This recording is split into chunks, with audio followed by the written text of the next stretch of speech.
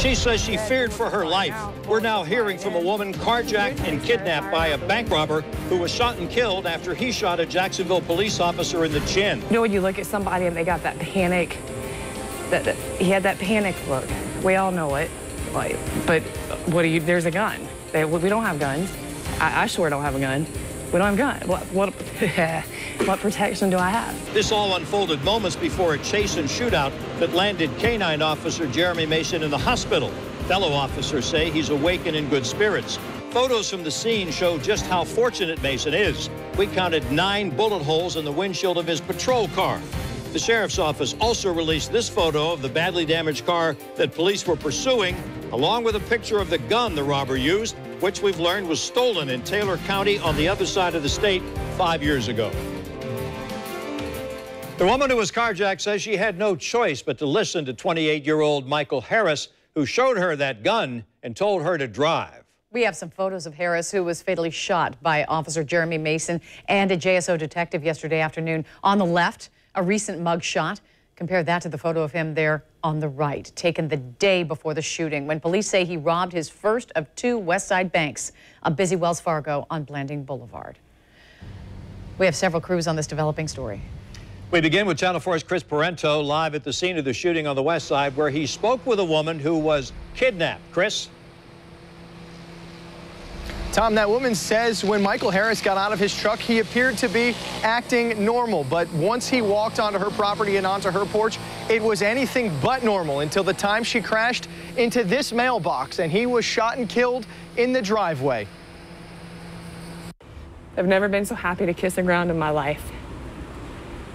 I've never been so happy to just be alive. Like, it is still, there's times it just doesn't feel real. Tara Carter says it was a normal day, sitting on her porch when her world forever changed. Michael Harris walked up with a gun and told her to, quote, act normal, then demanded she get in the car and drive. All I could think was, how do I stay alive?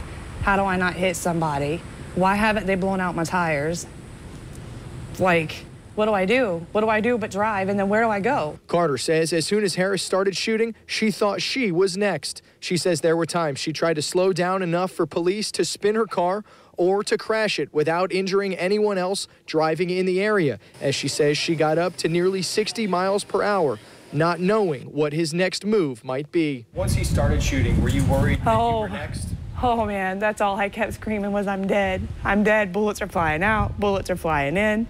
He originally started firing out the window, and when he turned that barrel to fire out my back glass, I seen down that thing, and I just seen my life. I just seen my life. Elisa Brown lives a couple of houses down from where the shooting happened, but says she was standing even closer as the shots were being fired. She says she heard around 8 to 10 shots at the end, but doesn't know which guns they were coming from. And once you heard the crash happen, you came out and saw and heard? Yes, and the gun shots and all that, yes, and the cops saying, get down, get down.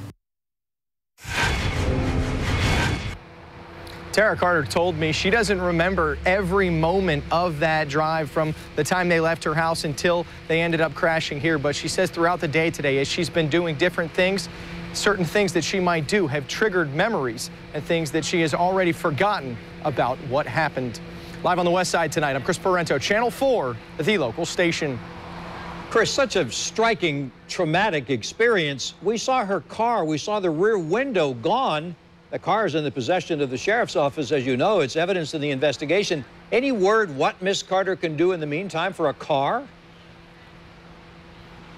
That's one of her biggest worries right now, Tom. She says that car is her entire life. It had a lot of her belongings inside of it, and those are also possession of JSO right now as part of their investigation. She said she's relying on friends and family members to help her get to and from work and also help her with a place to stay right now because she's very frightened staying in her own home. Very understandable. Chris Parento reporting live from the West Side. Thank you, Chris.